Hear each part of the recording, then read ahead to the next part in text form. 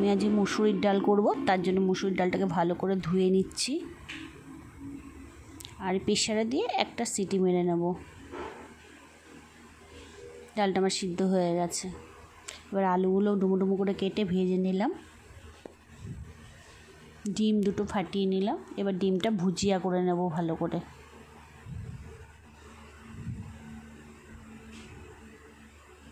এবার তেলের উপর জিরে ফোড়ন দিয়ে নিলাম, পেঁয়াজটা দিয়ে দিলাম। পেঁয়াজটাকে একটু লাল করে ভেজে নিই।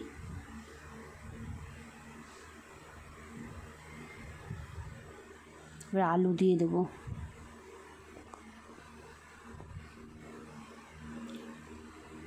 আর এর মধ্যে আদা, পেঁয়াজ, রসুন, জিরে সব বাটা আছে, মশলাটা দিয়ে দিলাম।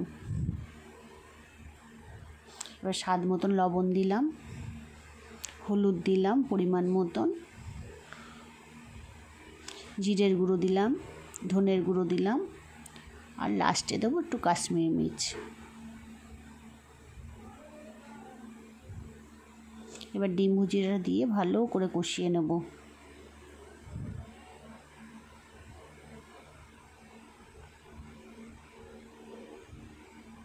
ভালো করে কষানো হলো। এবার ডালটা দিয়ে দিলাম,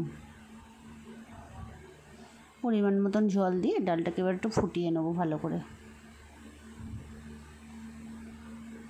নামানোর আগে একটু গরম মশলা দিয়ে নেব।